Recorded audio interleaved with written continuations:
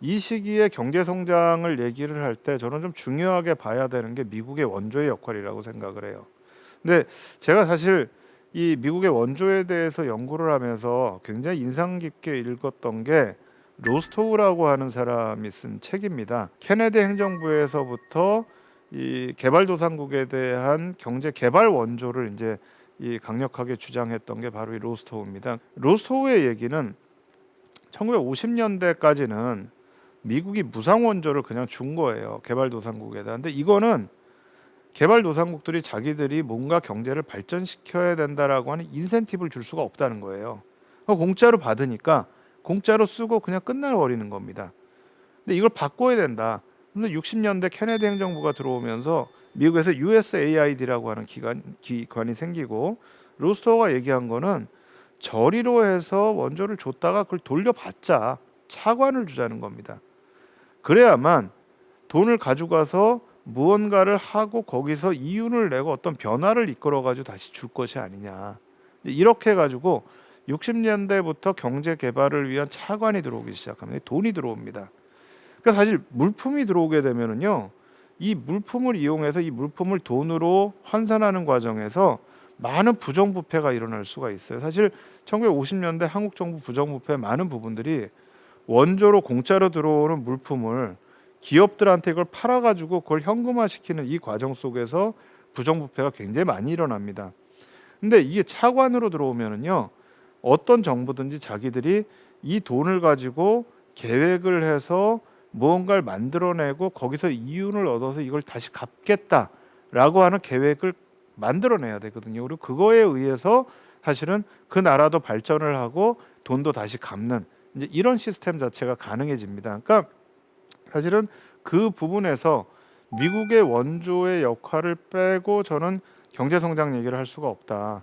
또 미국의 원조뿐만 아니라 사실 65년에 있었던 일본과 한일 협정을 한 이후에 일본에서 들어온 돈, 또 일본으로부터 들어온 기술도 굉장히 중요한 역할을 했던 것 같아요. 근데 저는 사실은 그 부분만을 가지고 이 시기의 경제 성장을 얘기하고 싶지는 않아요. 왜냐하면 아까도 제가 잠깐 말씀드렸지만 미국과 일본의 원조를 받은 나라는 한국만 있는 게 아닙니다. 지금 제가 미국과 일본의 원조를 얘기했지만 사실 한국은 1975년 이후에는 미국으로부터 원조 끊어집니다. 일본으로 받은 원조도요. 사실 한일협정을 하고 나서 받은 원조 외에는 그 이후엔 차관으로 받지 저희가 원조 받지는 않습니다. 그런데 미국과 일본으로부터 원조를 받은 수많은 남미와 아시아 국가들하고 지금의 한국을 비교해 보면 사실은 너무나 큰 차이가 있는 거죠. 그러니까 미국의 원조만 가지고 우리 경제 성장을 얘기할 수는 없지만 그럼에도 불구하고 60년대에 미국의 원조 정책이 바뀌면서 경제개발 차관이 들어왔던 거는 우리가 경제 성장을 하는데 굉장히 중요한 역할을 했다. 이거는 부인할 수가 없는 거고요. 또 하나 이제 저희가 생각해야 되는 부분들이 해외에서 있었던 한국인들의 문제입니다. 60년대부터 해가지고 수많은 한국인들이 외국을 나가죠. 이게 우리가 생각했던 것보다 더 많은 사실은 이 외화가 들어오는 그런 역할을 합니다. 워낙에 그 당시에 우리 이 경제 규모가 작았기 때문에 수출을 아무리 한다고 해서 외국으로부터 돈을 많이 벌어 들어오기가 쉽지가 않아요. 특히 두 가지 요인이 그 부분이 있습니다. 하나는 60년대만 하더라도 우리가 수출하는 게 경공업 제품이니까요. 일단 가격이 싸요. 우리가 사실 70년대까지 또 80년대까지도 그게 있었는데 해외에 수출을 하는데 우리가 수출 많이 할 수 있었던 이유가 우리 제품이 뛰어나서 많이 하는 게 아닙니다. 하나는 아까 말씀드렸던 종합상사 사람들이 수요와 공급을 잘 연결시켜서 해준 게 있고요. 두 번째는 우리 제품이 싸거든요. 그러니까 이게 가격 경쟁력이 높기 때문에 사실은 우리 제품이 많이 팔린 게 있어요. 근데 가격 경쟁력이 높다는 건 무슨 얘기냐? 그만큼 많이 팔아도 가져올 수 있는 외화라는 게 크지 않다라는 거예요. 근데 이제 그런 시대에 직접 이제 한국 사람들이 나가서 돈을 벌었던 이제 그런 역사들이 있죠. 그래서 이제 위에 왼쪽에 사진과 오른쪽의 사진이 1960년대 초부터 독일로 갔던 광부와 간호사들의 사진입니다. 그러니까 그때부터 우리 인력이 이제 외국에 나가서 돈을 벌기 시작했고 특히 이제 독일에 이 광부와 간호사가 갔던 부분들은 한국과 독일 사이 인연 부분들을 좀 보여줍니다. 그러니까 이게 처음에 박정희 대통령의 생각은 우리가 경제개발 계획을 세우면은 미국이나 일본이 도와주겠지라고 생각했는데 사실 미국이 안 도와줬어요. 그러니까 그 계획 자체가 너무나 이 사실은 비현실적이라고 봤던 거죠. 그래서 이제 그럼 어디서 차관을 얻을 것이냐 해서 이제 박정희 대통령이 생각했던 게 서독입니다. 서독과 일본은 1950년대에 전쟁으로부터의 재건을 이루기로 했거든요. 그러니까 그쪽에서 내가 뭔가 이걸 해야 되겠다 해서 이제 처음에는 인력 수출이 됐고 그 다음에 이제 차관을 얻으러 이제 또 이 독일을 갑니다. 근데 이게 나중에 이제 사실은 조금 문제를 야기하기도 합니다. 왜냐하면 60년대 후반에 가면 동백림 사건이라는 게 일어나는데 이 서독에서 공부했던 한국 유학생이나 서독에서 활동했던 사람들이 동독을 통해 가지고 북한하고 접촉을 하거나 북한을 다녀온 사람들이 생긴 거예요. 근데 이 사람들을 독일에서 체포해서 데리고 와요. 근데 이게 사실은 한국의 경찰이나 한국의 법망이라는 게 독일에서 작동을 하면 안 되거든요. 그러니까 사실 독일 시민사회가 이거에 대해서 굉장히 비판을 하는데 사실 독일 정부에서는 또 한국 정부와의 경제적 관계가 있으니까 또 독일도 그 당시에 분단돼 있었고 우리도 분단돼 있으니까 사실 이 부분에 대해서는 좀 눈 감아 준 게 있어요. 또 문제가 되긴 하지만 어쨌든 굉장히 좀 특수한 관계가 있었고 그 시기에 광부와 간호사들이 했었던 역할이 좀 굉장히 컸던 것 같고 그 다음이 이제 베트남에 갔던 한국의 노동자들입니다. 그러니까 사실 베트남에 갔던 한국 군인들도 거기에 가서 굉장히 큰 역할을 하죠. 거기서 이제 전투상을 받은 것들을 한국으로 송금을 하면서 거기에서 이제 외화가 많이 들어오는데 뿐만 아니라 또 거기에 갔던 한국인 근로자들이 있습니다. 그러니까 한국 회사에 취직한 사람도 있고 또 이 미국 회사에 취직한 사람들도 있고요. 이제 국제 시장에 보면은 나오는 이 주인공이 베트남에 파견이 돼가지고 거기서 뭐 죽을 고비를 넘기면서 이렇게 일했던 모습이 나오는데요. 사실 그때 들어온 외화가 또 굉장히 큰 액수의 외화들이 들어옵니다. 사실 이 베트남 전쟁 때의 특수를 보면은요. 베트남에 처음에 저희가 파병되기 시작한 게 65년이고요. 73년 초까지 한국군이 베트남에 있었고 또 거기에 한국 근로자들이 쭉 활동을 했는데 그때 들어온 걸 저희가 특수라고 전쟁 특수라고 하고요. 전체 우리나라의 수출 총액에서 전쟁 특수를 통해서 베트남 전쟁 특수를 들어오는 그 거의 40% 50%에까지 육박한 적이 있었고요.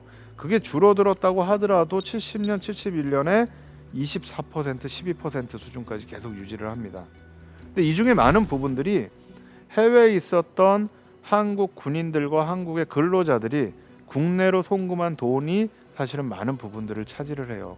또 이 많이 차지했던 게 한국이 거기에 파병을 하게 되니까 미국 쪽에서 한국 제품을 많이 사주게 됩니다. 그때 이제 제일 많이 수출했던 것 중에 하나가 사실 메리아스입니다. 지금은 메리아스라는 표현을 안 쓰는데 이 위에 입는 이런 이제 셔츠 같은 걸 저희가 메리아스라고 하는데 이게 이제 미국 시장에 굉장히 많이 들어갑니다. 그러면서 전쟁 특수 돈을 많이 벌게 되는데 그 당시에 한국군이 받았던 전투수당하고 한국 근로자들이 받았던 수당 중에 국내에 붙인 돈의 액수의 퍼센테이지를 봤어요. 근데 이게 80%가 넘어요.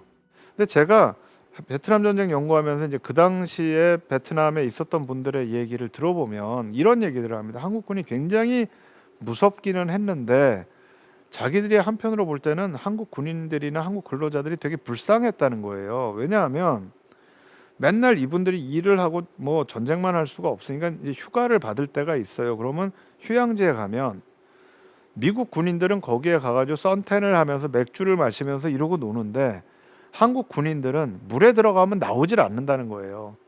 아무것도 안 사 먹는데 기껏 사 먹어야 뭐 콜라 한 병 사 먹을까? 그러니까 사실은 이분들은 거기서 정말 좋은 아빠이고 좋은 아들이고 좋은 남편이었던 거예요. 그러니까 자기들이 사서 먹고 해야 될 것들을 다 아껴가지고 국내에 다 송금을 한 거죠. 그러니까 이제 이런 부분들이 당시에 한국 경제 성장에 미친 영향이라는 거는 저는 이건 저희가 그냥 부인할 수가 없다. 그러니까 이 부분들은 한국 경제 성장의 한 부분으로서 저희가 분명히 평가해야 될 부분이라고 생각을 하고요.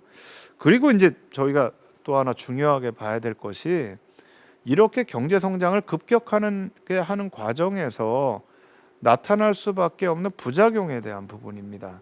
그러니까 성장을 급격하게 하다 보니까 여러 군데서 삐걱삐걱 될 수밖에 없어요. 근데 이제 그 부분에 하나가 나타났던 게 72년의 83 조치입니다. 이 83 조치는 대통령 긴급명령으로 나오는데요. 대통령 긴급명령이라는 게 6.25 전쟁 때 긴급명령이 나오고 6.25 전쟁 직후 때 우편 체제를 바꾸는 걸로 나온 다음에 73년에 처음 나옵니다. 72년 8월 3일에 나오는 건데 그 정도로 사실은 그 당시에 경제가 안 좋았어요. 그러니까 저희가 이제 60년대 70년대 자체를 다 경제 성장의 시대로만 보고 있지만 69년부터 경제 위기가 오기 시작을 합니다. 그러면서 70년에 청와대에 부실기업 정리반이 설치가 됩니다.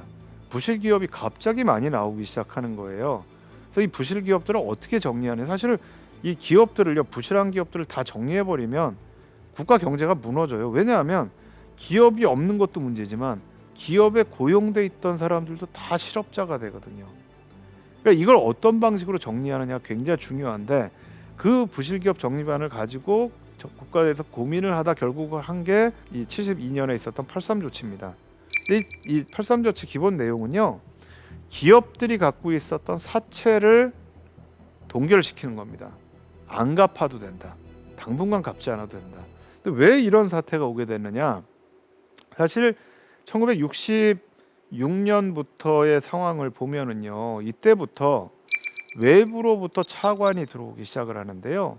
이게 이제 68년, 69년에 급격하게 그 액수가 늘어나기 시작을 합니다. 지금 이 표를 보더라도요, 67년에서 68년에 조금 줄어들었지만 69년이 되면은 거의 뭐 10배 이상으로 이게 늘어나게 됩니다. 엄청나게 늘어나는 거죠. 근데 사실 이때 이렇게 늘어나는 이유가 뭐냐면 66년, 67년까지만 해도 수출로 먹고 살아야 되겠다라는 생각이 그렇게 강하지 않았어요. 그러니까 저희가 초반에 나왔던 경제개발 정책에서의 수출은요, 한국이 워낙이 무역 수지 적자가 심하니까 수출을 더 늘려서 무역 수지 적자를 줄이겠다라는 의미에서 수출이었습니다. 근데 이거를 수출을 하다 보니까 이게 돼요. 우리가 이 가격 경쟁력이 있구나, 해야 되겠구나 하면서부터 64년 5년부터 점점 수출에다 강조를 두기 시작을 합니다. 그러면서 67년, 68년에 나오는 얘기가 뭐냐? 수출 입국이라는 얘기가 나옵니다. 수출로 나라를 세우겠다. 그러니까 본격적으로 수출 주도형 산업화 전략이 시작이 되는 거죠. 근데 수출을 하려 그러면 기술이 있어야 돼요. 아무리 노동 집약적 경공업이라고 하더라도 뭘 만들 수 있는 기계가 있어야 되고 또 그거 기계가 들어오면 그 기계를 사용할 줄 아는 기술이 있어야 됩니다. 그러니까 그런 어떤 기계와 기술을 들여오다 보니까 이제 차관이 필요한 거고 그거에 의해서 이제 외화 차관들이 막 들어오기 시작하는 거예요. 그런데 사실은 정부가 이 차관을 들여올 때 굉장히 중요한 역할을 하는 게 뭐냐면요, 아무 기업이나 돈을 꿔주는 게 아니에요. 특히 한국처럼 이제 개발도상국에서 겨우 성장하기 시작한 나라에다가 그냥 돈을 꿔주면 잘못하면 못 갚을 수가 있잖아요. 그러니까 정부가 지불 보증을 해줍니다. 이 기업이 꿔오는 돈에 대해서는 정부가 보증을 해주겠다. 우리가 만약에 못 갚으면 나라도 나서라서 이걸 갚겠다라고 이제 하면서 지불 보증을 해주니까 굉장히 이 차관이 들어오는 액수가 커지게 되고요. 또 정부에서도 수출을 하겠다는 기업에 대해서는 차관 들여오는 거에 대해서 따로 통제를 하지 않습니다. 그러니까 많은 외채가 들어오게 되는 거죠. 근데 지금 여기에 보시면요, 운영 자금이 갑자기 늘어나기 시작을 합니다. 이건 지금 기업의 운영 자금입니다. 도대체 이 돈이 다 어디에 쓰였을까? 처음에 66년에서 68년까지만 해도 사실은 이 쓰인 자금들이 수출을 위한 목적에 의해서 쓰였다는 게 이 표에 잘 드러나는데, 이게 69년 이후에 가면은 사실은 수출 외의 목적으로 돈이 쓰였다라는 게 여기 나타나기 시작을 해요. 근데 이 시점이 부실 기업이 나타나기 시작하는 시점입니다. 그러니까 뭔가 어쨌든 딴 데 썼겠죠. 나중에 이제 10년이 지난 다음에 한 신문에서 그런 기사를 씁니다. 사실 79년에도 또 한 번 위기가 오는데 79년에 오는 위기를 그 신문이 진단하는 건 기업의 부동산 투자였습니다. 근데 그러면서 그 신문에 나왔던 기사에서 하는 얘기가 83 조치 때도 부동산 투자가 그 위기를 만들었다. 그러더니 몇 년이 지나지 않아서 또 해서 또 한 번 위기를 만든 거 아니냐. 사실 이 부분은 저희가 앞으로 좀 더 조사를 해봐야 되지만 사실은 들여왔던 돈들이 원래 목적과 다르게 쓰였다라는 거는 사실 경제 위기를 가져올 수 있고 이거는 사실은 정부가 통제해야 되는데 제대로 통제하지 않았던 부분들이 있습니다. 그래서 그 위기가 이제 제대로 통제가 안 되면서 79년에 가서 또 한 번 이제 위기를 봤는데, 바로 이 신문의 기사가 이 경제 안정화를 위한 종합 시책이라는 게 나옵니다. 근데 이때도 72년에 83 조치와 똑같이 기업들의 건전성이 굉장히 악화가 되면서 우리 전체 경제가 흔들리는, 그다음에 이 물가가 엄청나게 오르면서 인플레이션이 올라가는 이제 그런 상황을 맞이하게 됩니다. 근데 요 시기에 있었던 부분들을 보면서 제가 사실 좀 강조해서 보는 게요. 지금 이 오른쪽에 있는 신문이 83 조치에 대한 내용을 담고 있는데 대통령이 직접 담화를 발표를 해요. 근데 여기에 보면 사채가 너무 높다. 사채 비율이 너무 높아가지고 기업들이 다 무너지게 생겼다. 그래서 당분간 기업이 지금 빌려온 사채들, 개인의 돈 빌려온 거를 당분간은 안 갚아도 되게 하겠다. 그리고 그 사채 일부는 기업에 대한 투자금으로 전환을 시키겠다. 이제 이렇게 선언을 한 게 이제 이 83 조치인데, 이건 어떻게 보면 사실은 자본주의 기본 원칙을 좀 위배한 건데, 그럼에도 불구하고 이게 자본주의 기본 원칙을 위배해서 문제가 있다라는 시각이 있고, 일단은 기업은 살려놔야 되기 때문에 이 조치가 불가피했다라는 시각이 있어요. 근데 제가 주목하는 거는 이 83 조치를 하면서 박정희 대통령이 맨 마지막에 굉장히 중요한 얘기를 합니다.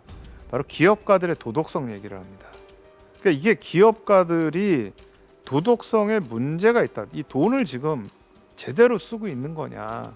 이 돈이 지금 경제 성장을 통해서 우리가 산업화를 하고 근대화를 하고 성장을 해야 되는데, 당신들이 지금 돈을 어디다 쓰고 있는, 당신들 모랄 해저드, 도덕적 해이에 대한 걸 지적을 합니다. 그러면서 앞으로 다시 한번 이런 사태가 있으면 그때는 절대 구제하지 않고 이 부분에 대해서 책임을 묻겠다라는 얘기를 맨 마지막에 합니다. 저는 이게 어쩌면 당시에 한국 정부가 하고 싶었던 얘기일 수도 있었던 것 같아요. 왜냐하면 제가 본 자료 중에 보면 당시에 청와대에 있었던 비서실에서 각 기업들이 보유하고 있던 부동산 조사를 합니다. 그래서 이 부동산을 매각할 경우에 어느 정도의 채무를 갚을 수 있는가를 다 평가를 해요. 사실 그리고 이 부분에서 문제가 되는 게 뭐냐면 위장사채라는 게 있습니다.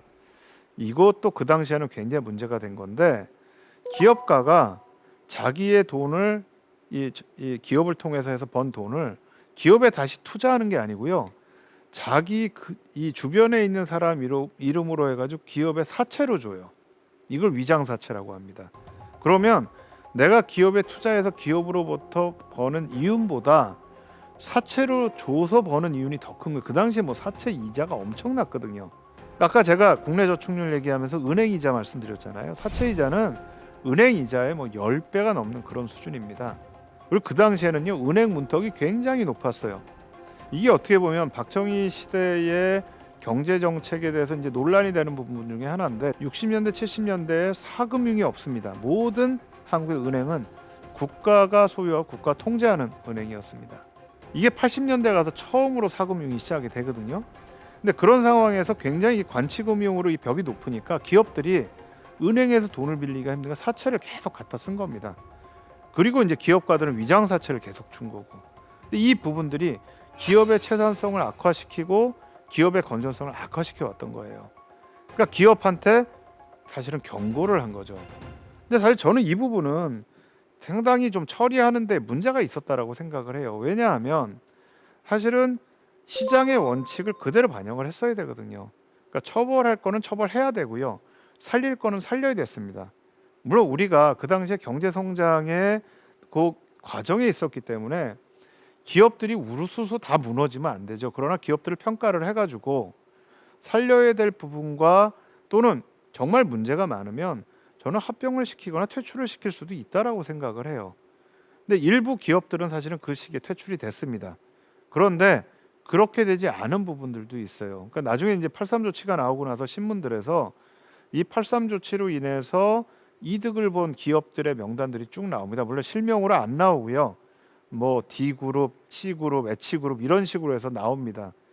근데 이 그룹들이 나중에 가면은요, 70년대 후반에 또 문제를 일으킨 기업들하고 똑같아요. 그러니까 70년대 말에가 또 한 번 이 시기가 경제 위기가 오는데, 그 시기에 몇 가지 충격들이 있는데요. 하나가 78년 말부터 시작된 오일 쇼크가 있었고요.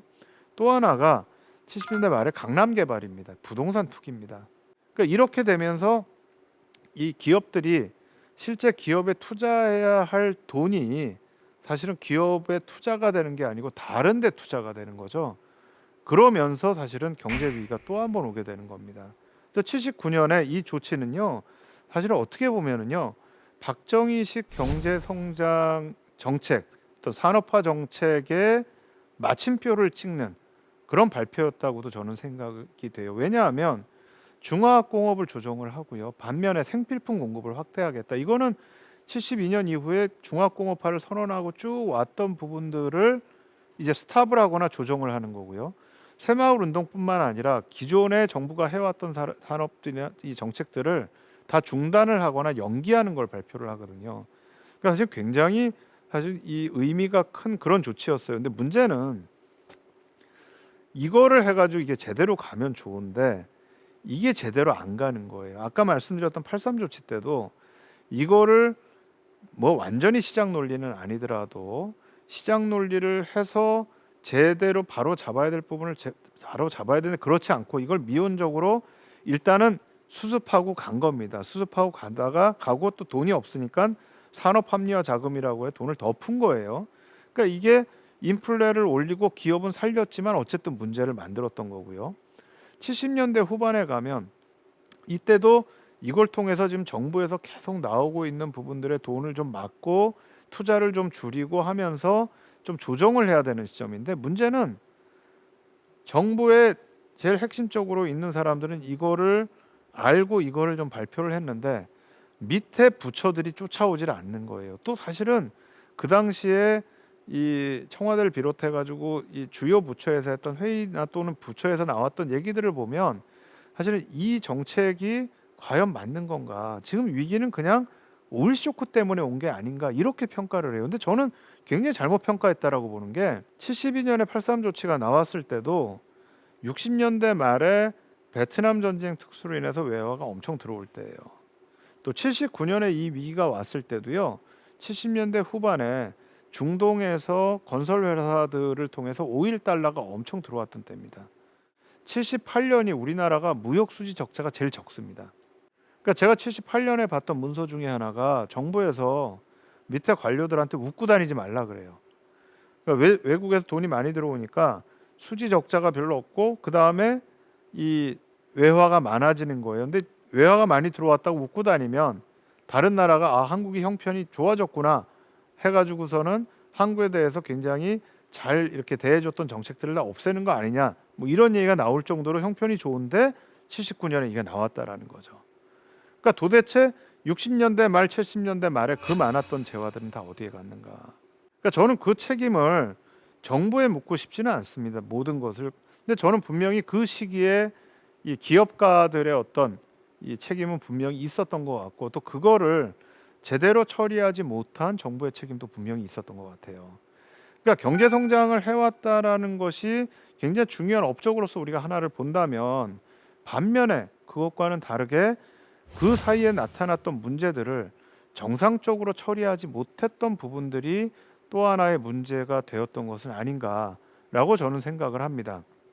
그래서 이 부분들이 이제 70년대 말에서 80년대를 가게 되면은요, 우리가 굉장히 외채가 많아지게 됩니다. 급속하게 많아지죠.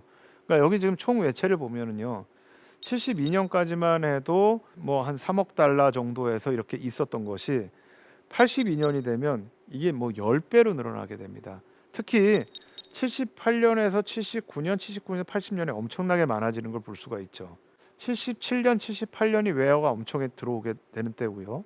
또 75년, 76년 이때가 종합상사를 통해서 수출이 굉장히 많이 늘어나는 때입니다. 그래서 이제 77년에 100억 불 수출까지 달성을 한 건데 그렇게 외화가 들어오고 수출이 늘어나는데 왜 이렇게 외채가 많아졌을까? 사실 이 부분은 저는 정부와 기업의 어떤 정책의 실패가 분명히 있었던 게 아닌가.